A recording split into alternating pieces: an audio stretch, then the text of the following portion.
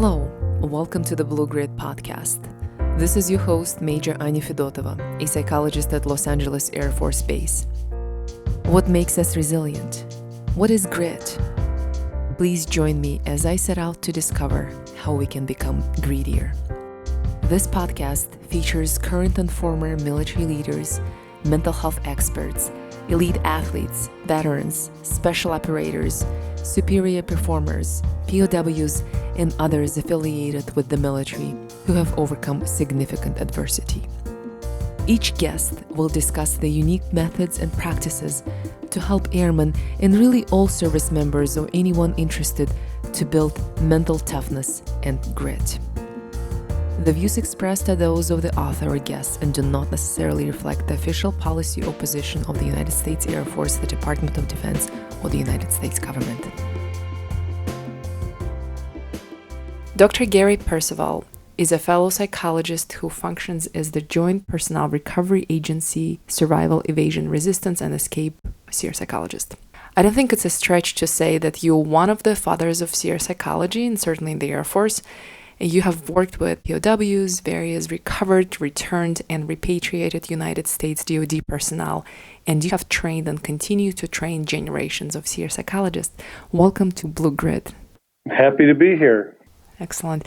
Do you mind just opening up by sharing about what you do and how did you get into that line of work? Well, I'll share about how I got into the line of work and then move into what I do. I started off college wanting to be a math major. I was into math and into computers and did that for about 3 years and got bored. I was looking for what I wanted to do with my life. I started working in a group home with emotionally disturbed juvenile delinquent boys. In this group home, the boys had an average of 7 felony convictions. So I started taking psychology classes, which I found interesting and which helped me in this new job. And so I decided to pursue psychology. And I always wanted to be a rural psychologist, to work in a rural area. And so I went to school. During my graduate work, I worked with youth. I worked with critical incident stress debriefing teams. I also was married with 2 kids and one on the way, so when it came time to go to internship, I looked at the Air Force. The Air Force provided training and education, but it also provided what I always wanted, a small community, basically rural psychology. You're working on a base with 5,000 people where you have all those rural relationships and things that you have to deal with. And so I fell in love with the Air Force. The job came open at the survival school, which also happened to be on Fairchild Air Force Base. So I jumped from the clinic over to the survival school and worked the survival school for 2 years until I got the opportunity to get out of the Air Force and do the same thing as a civilian. So I've been working for JPRA ever since '98. That's a long time. I really enjoy what I do. So you worked in Fairchild as a SERE psychologist since 1989? No, I started at Fairchild in 1996. 96. And I worked at Fairchild for 2 years, and then I got the opportunity to come to work for JPRA initially as a contractor. So in November of 1998, I started working for JPRA. So I noticed in your resume when I read your biography, you also wrote down you took a job after a psychologist was shot. I'm gathering that's an important or relevant detail to your life. So that was right after internship. I went to San Antonio, Wilford Hall, for my internship. I was selected to come to Fairchild Air Force Base.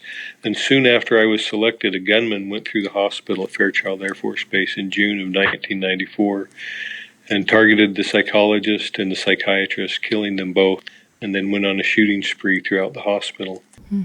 And so that's the base I came into. And this shooting happened in June, and I came in September. So it was one of the quickest turnarounds. I signed into the hospital on 12 September. I was fully credentialed and had a full caseload on 14 September. So, as you know, the Air Force doesn't work that fast usually. No, they do not. That is very quick. Yeah, so I worked the aftermath of that shooting for 2 years as a young captain right out of internship. So that was, I had a lot of leeway. I was able to do a lot of outward outreach. going and doing stress management training and classes with the base at that time. I didn't have to worry too much about the number of people I saw in my office, because it was more about helping the base heal. The gunman went through the hospital on Monday. That Saturday, they were preparing for an air show when a B-52 bomber from Fairchild Air Force Base crashed, killing the crew. And so we had those double incidences that I dealt with during my first 2 years here at Fairchild. Well, that's a tough assignment to go into. Yes, it was. They took it away from me for a while. They said we can't have a person straight out of internship go into that assignment, but they couldn't get anybody else to take it. So come September, they gave it back to me, and I stepped into that. It was really an opportunity because it was not traditional psychology. It wasn't sitting in the office dealing with traditional mental health issues. We'd had these tragic incidents, and people were trying to normalize and work through those incidents. And so that's what I did for 2 years. Over the course of that 2 years, I worked a lot with the flyers. So when I left at the end of 2 years, I had more flyers coming into my office for appointment than most Air Force psychologists see in their career. I had 3 or 4 flyers coming in every week dealing with various issues. But that was due to all that outreach and working with flyers. You established the relationships with the community. Yeah. These people are highly selected. They go through selection, they go through training, they have skills and abilities, and then events happen in their life that they haven't had education or knowledge on how to deal with. So it was more about teaching them how normal people react to abnormal situations, and then giving them some options and opportunities to cope with that, normalize, and instead of calling themselves sick, you're having an adjustment disorder. You're dealing with this situation now. How do you want to deal with it? So that attitude played really well coming over to survival school. Why did you become a SERE psychologist? I know you mentioned the kind of opportunity presented itself. Well, I didn't even know about psychology when I came in the Air Force. I had worked with outward bound stuff, rural settings in Utah. I'd always had an interest in survival. I'd taken survival classes throughout my college. So I'd always had an interest in that. And so it just all came together. I ended up here at Fairchild, where the survival school was on the other side of the base. My mentor, my supervisor, was the survival school psychologist. So I got to know a little bit about survival. So when he left and the opportunity came to go to survival school, that fit. That was something I wanted to do. For a layman person, can you explain what is a SERE psychologist? What do we do? So SERE psychologist takes the last 100 years of how we have managed and handled people who have been held in captivity and have survived or evaded, and takes all those lessons learned and then tries to help people understand how normal people react to those extreme situations. So we take all the learn from psychology on motivation, behavior change, how people overcome challenges and obstacles, and then apply those when normal, healthy people have abnormal situations that happen in their life. And so SERE psychologists have basically 2 functions.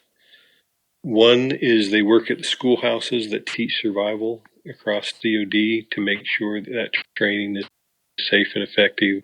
And the other is they work with isolated personnel, or warriors who go out there who are on a mission, who get separated from their unit, who are evading and then recovered, or are captured and then brought home. I really want to jump right into your work and the specifics of your work. I know you cannot discuss your patients, and we're not going to do that. But this podcast is about developing grit, and you had the privilege of working with some incredibly resilient individuals over your lifetime and your professional career. What did you learn about developing grit as a result of your work? Are there commonalities in the strategies that your patients used? Yeah, there are some commonalities across people who are resilient, who have that will to continue to overcome whatever obstacle. And you'll see that pattern even in the podcast that you've developed with people who have overcome.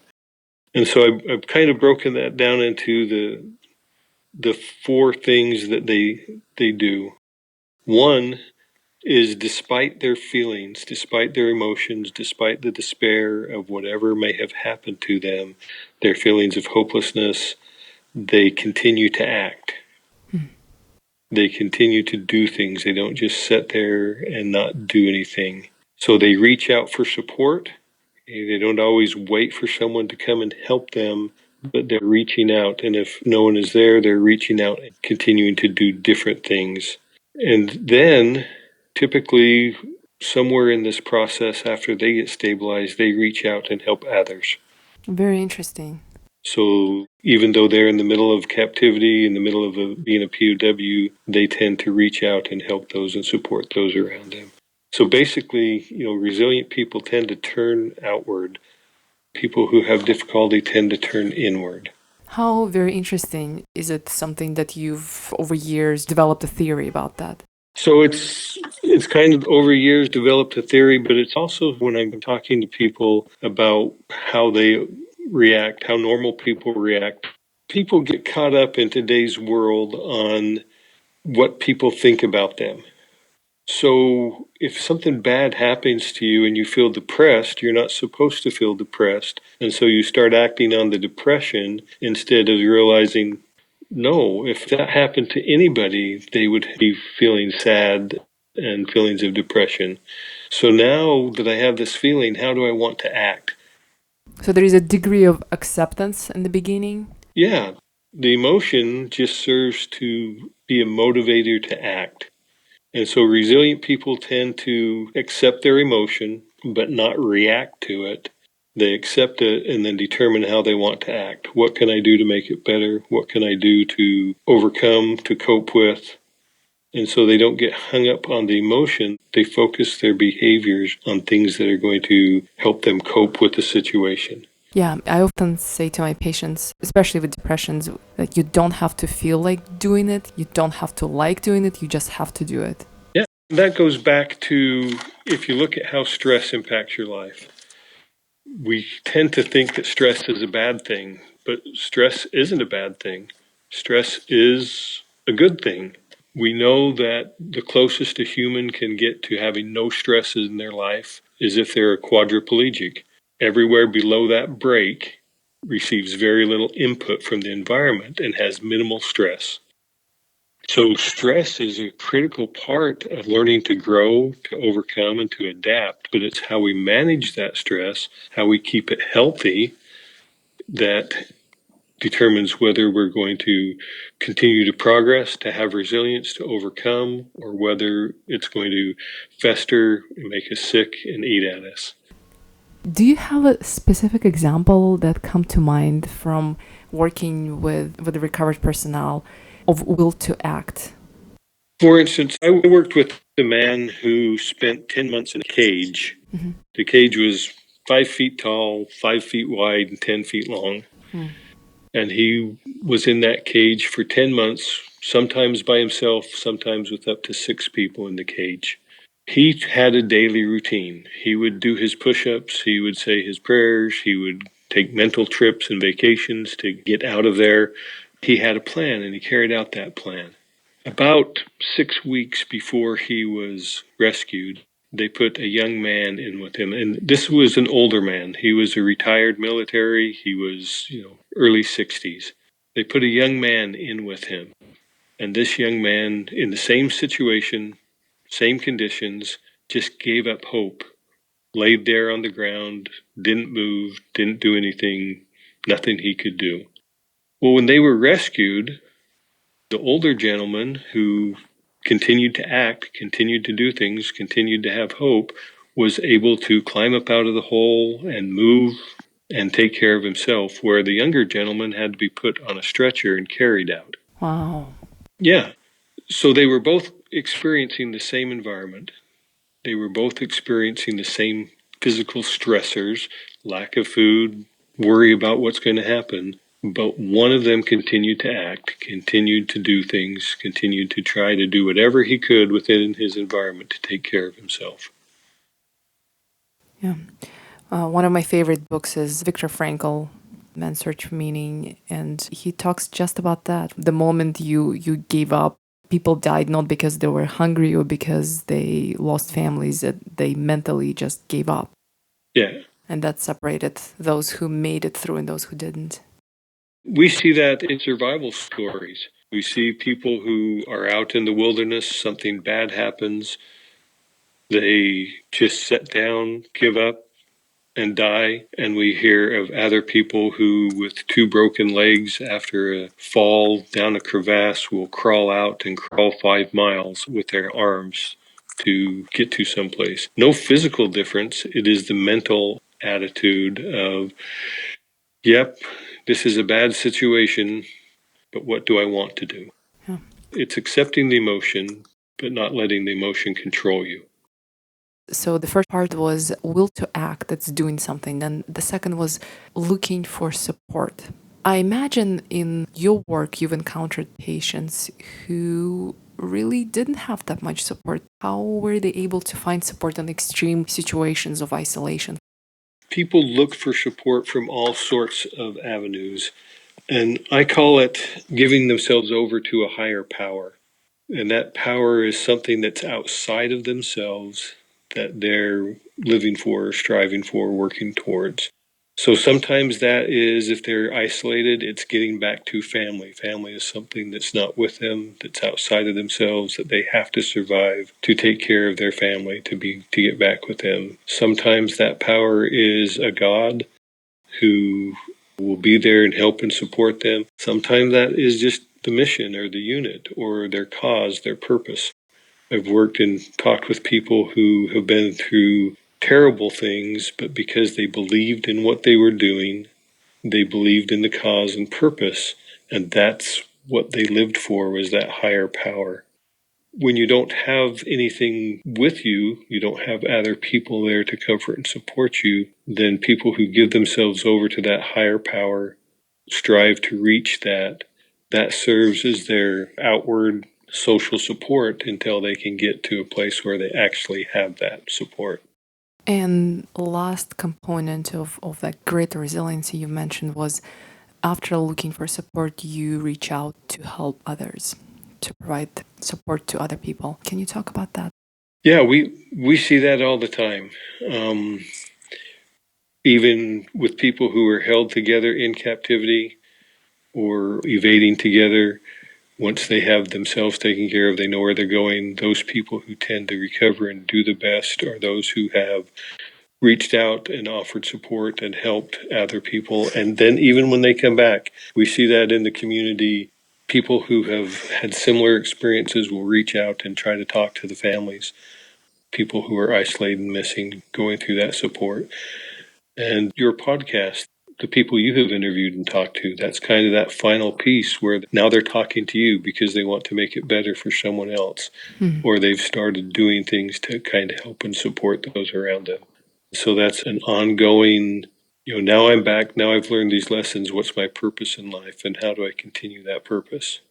You know, it's so true. With my interview with Major Capratia, retired, she's a quadriplegic who's been affected by the car accident. And she really is so active in our community still. She participates in workouts. She organizes various activities on base, very involved. And I've heard from so many people that interview touched them.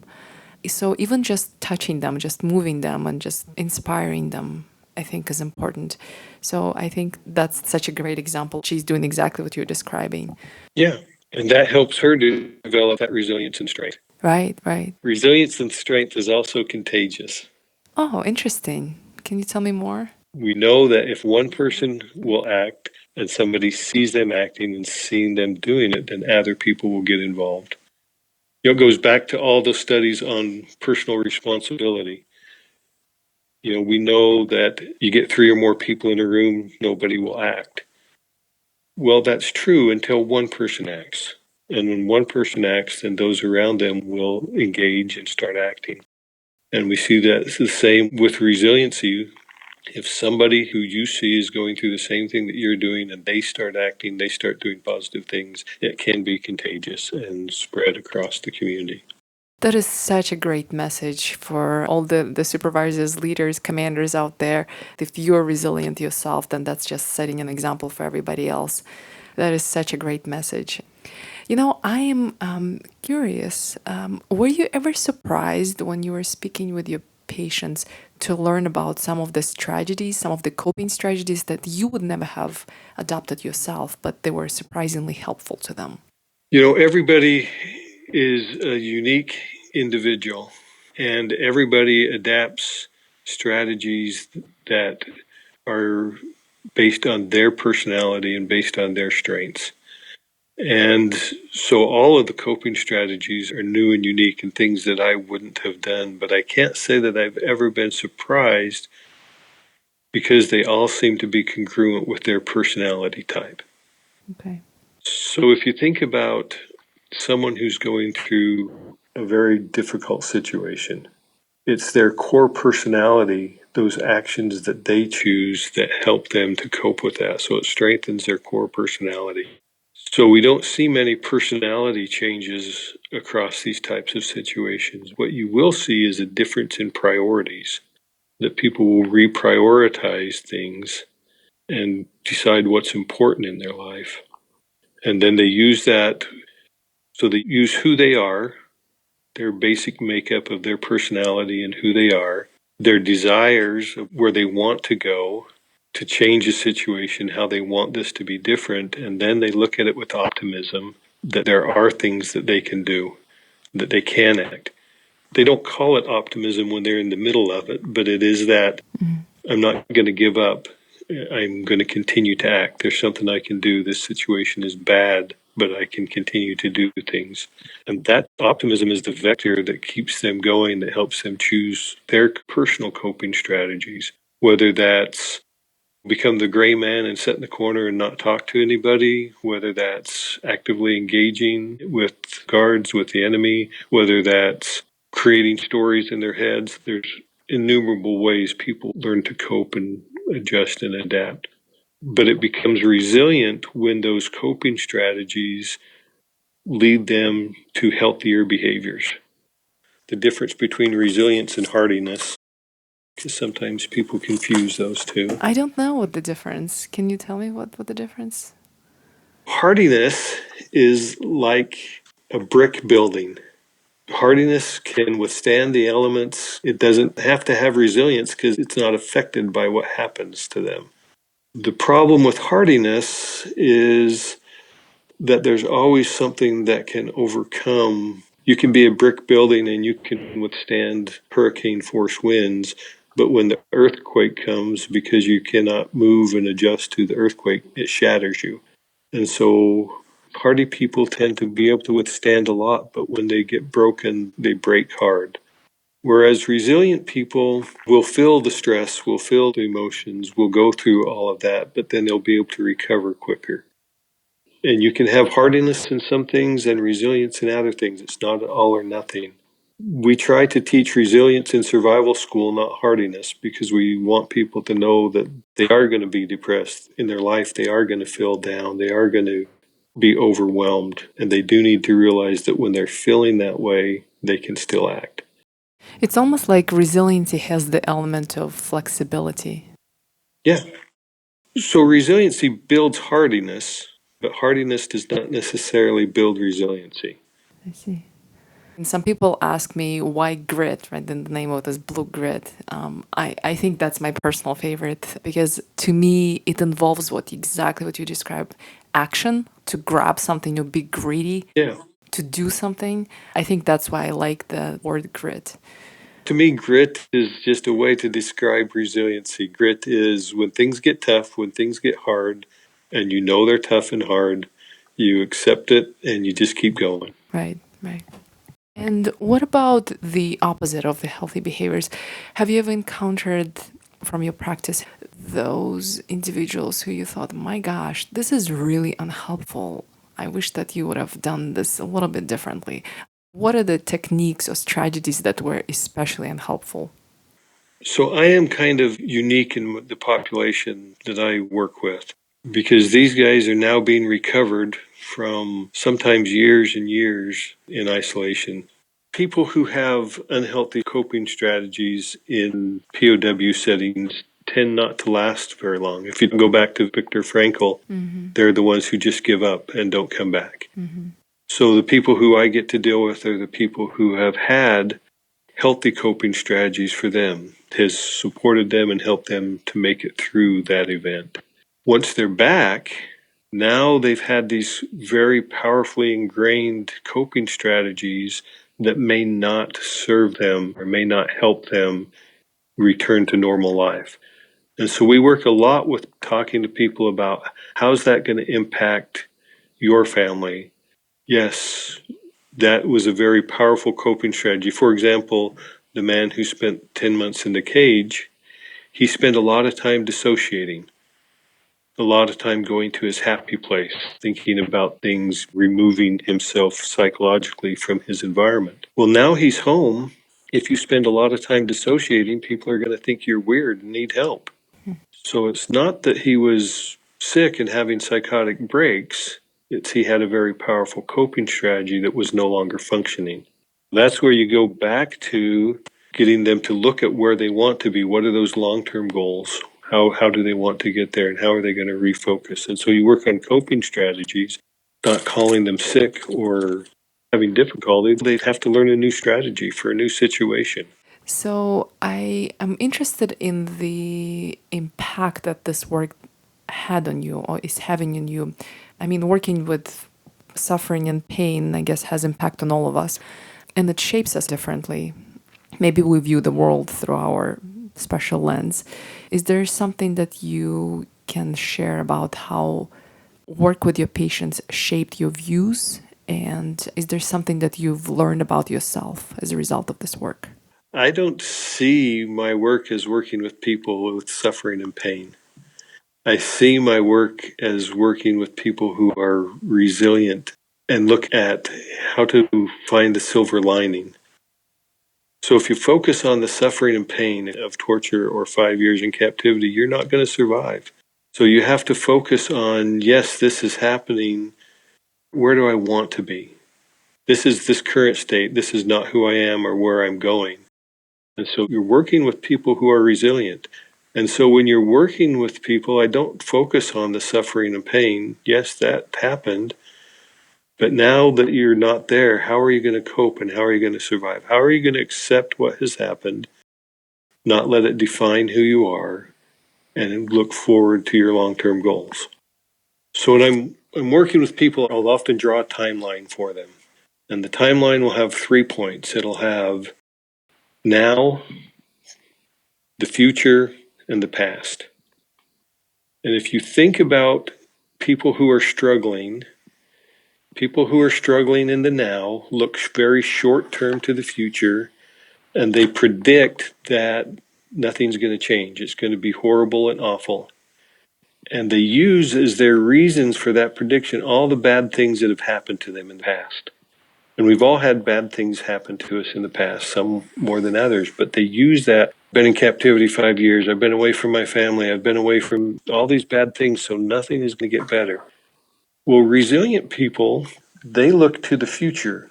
They look long term in the future and say, this is where I want to be. This is what I'm working for. This is how I'm going to overcome. And then they look to the past at all those same bad events that have happened. And they say, that's my proof that I can overcome because I've survived all of these events. I am strong. I'm resilient with optimism to the future.